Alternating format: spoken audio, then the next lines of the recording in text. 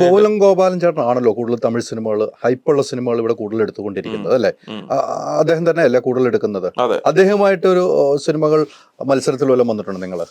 അങ്ങനെയല്ല, ഇപ്പം ഞാൻ ആഗ്രഹിച്ച സിനിമകള് ഗോപാലന്റെ കമ്പനി ഈ PVN എടുത്തിട്ടുണ്ട്. പുതിയ സിനിമ, പുതിയ സിനിമകള് പുള്ളിയോട് ഞാൻ എവിടെ ഏത് കാര്യത്തിൽ പോയി മത്സരിക്കാൻ വേണ്ടിയിട്ടാണ്. പുള്ളി എവിടെയോ കിടക്കുന്നു, ഞാൻ എവിടെയോ കിടക്കുന്നു. അപ്പം നമുക്ക് സിനിമ കുറച്ചുകൂടെ അതിന്റെ ആൾക്കാരെയൊക്കെ കുറച്ച് ഡീറ്റെയിൽ ആയിട്ട് അറിയാം എന്നുള്ള അല്ലാണ്ടിട്ട് പുള്ളി ഇപ്പോൾ ഒരു വില പറയുമ്പോൾ പുള്ളി 2 കോടി അല്ല 5 കോടി ഇതൊന്നും പുള്ളി ശരി അങ്ങ് എടുത്തേക്കാന്നുള്ളൂ. അല്ലാണ്ടിട്ട് ഇതിന്റെ ഒരു ബിസിനസ് എത്രത്തോളം നോക്കിയിട്ടാണോന്ന് എനിക്കറിയില്ല.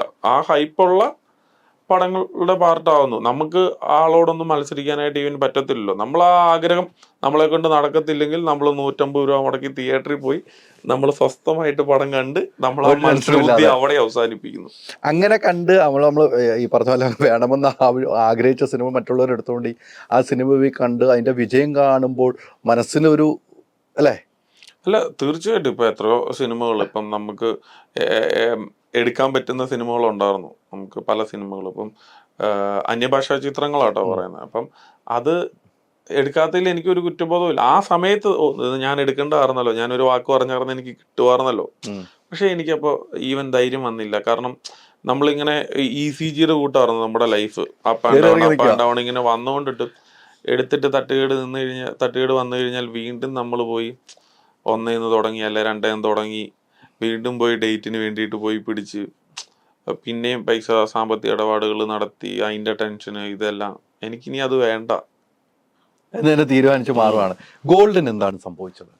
ഗോൾഡിന് എന്തായിരുന്നു സംഭവിച്ചത്? ശരിക്കും സംഭവിച്ചത് എന്താണ്?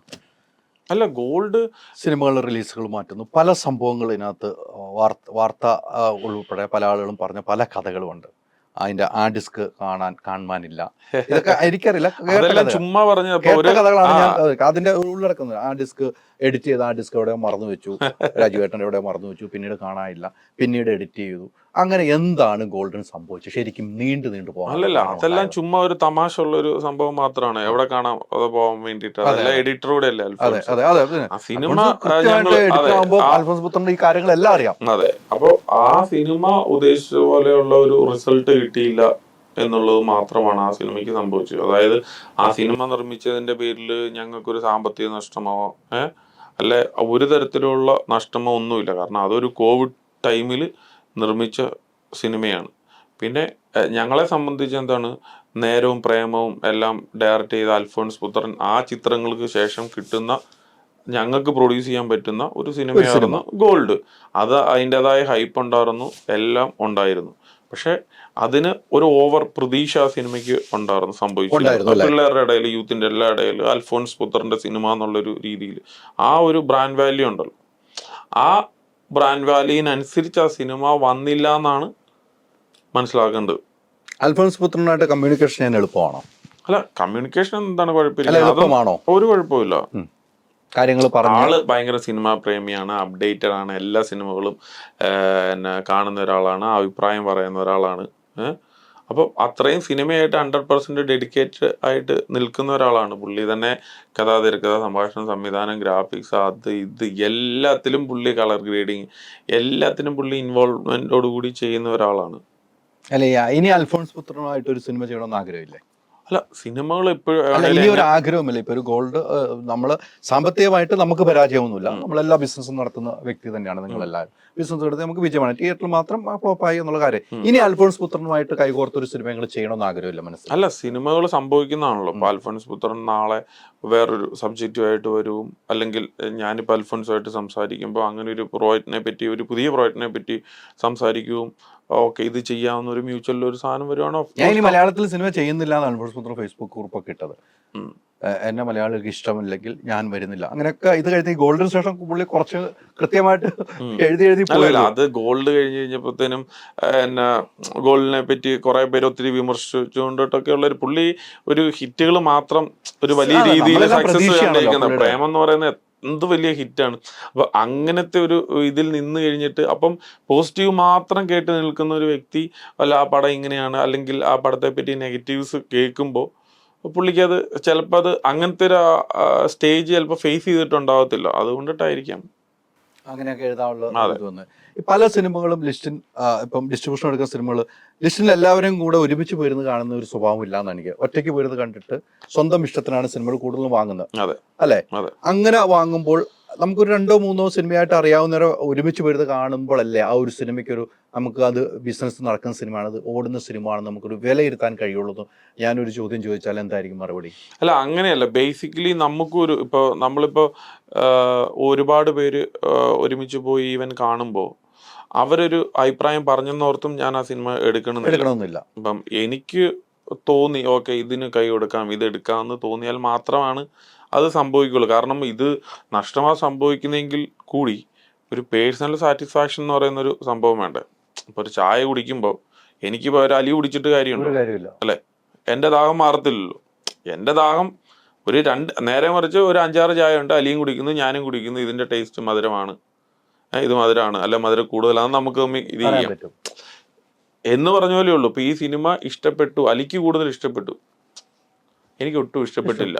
അപ്പം എനിക്ക് ചിലപ്പോൾ എടുക്കാൻ പറ്റത്തില്ല. കാരണം അതിൽ നമ്മൾ ഇൻവെസ്റ്റ് ചെയ്യേണ്ട ഒരാളാണല്ലോ, പൈസ ഇൻവെസ്റ്റ് ചെയ്യല്ലേ. പൈസ ഇൻവെസ്റ്റ് ചെയ്യുമ്പോൾ നമുക്ക് അതിനുള്ളൊരു ധൈര്യം, എവിടുന്നോ ഒരു നെഗറ്റീവ് എനർജി, ഒരു ഉൾവലിവ് ഒക്കെ ഉണ്ടാവും.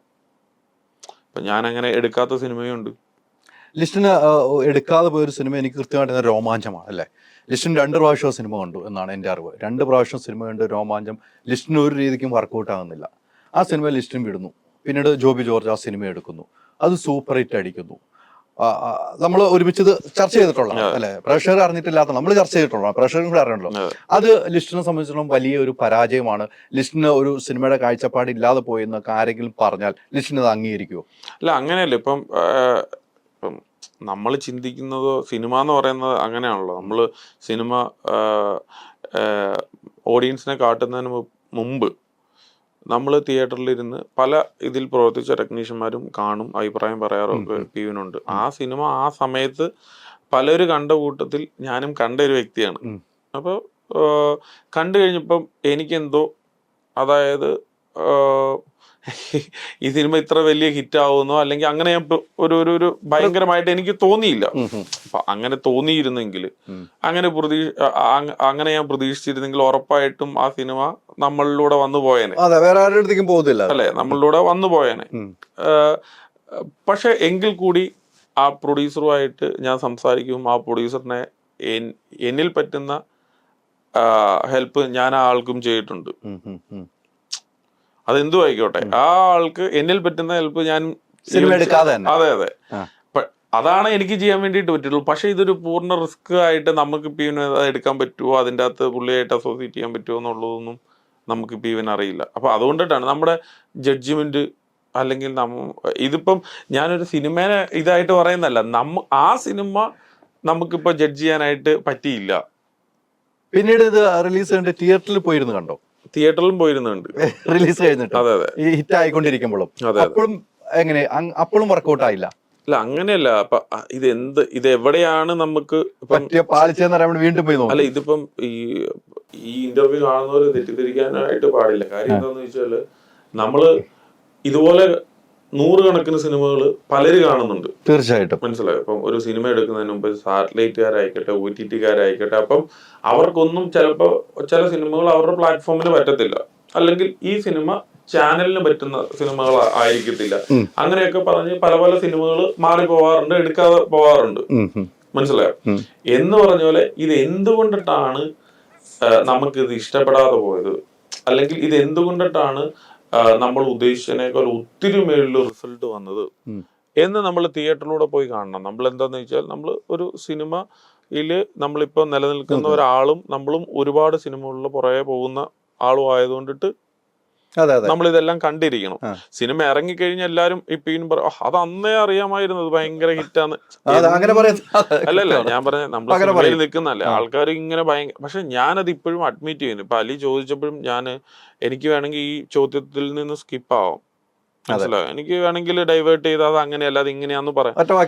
അതെ, പക്ഷെ എനിക്ക് അങ്ങനെ പറയാനായിട്ട് തോന്നുന്നില്ല. ഞാൻ കണ്ടു. ഞാൻ കണ്ടപ്പോ ഞാൻ ഉദ്ദേശിച്ചതിനേക്കാളൊക്കെ എത്രയോ ഇരട്ടി വലിയ ഹിറ്റായ സിനിമ. അതെ അതെ അതെ. അപ്പൊ തിയേറ്ററിൽ പോയിരുന്ന് കാണുവാണ്. കാണുമ്പം ഇതെന്താണ് ഇത്ര വലിയ ഹിറ്റായെന്ന് അപ്പോഴും ഞാൻ അപ്പോഴും ചിന്തിച്ചു. ആലോചിക്കുകയാണ്. ആഹാ. മീൻസ് പറഞ്ഞോണ്ട്, കാരണം എല്ലാവരും ചിരിക്കുവാണ്. ആഹാ. എല്ലാവരും നമുക്ക് ചിരി വരാത്ത ടെൻഷൻ കൂടെ ആയിരിക്കും. നമുക്ക് ചിരി വരാത്ത അല്ല, അതാണ്. അപ്പൊ നമ്മൾ ആ മൈൻഡിലൊക്കെയാണല്ലോ ആ സിനിമ ഇപ്പൊ നമ്മൾ ഫ്രീ ആയിരിക്കണം ഒരു സിനിമ കാണുമ്പോൾ. അതാണ്.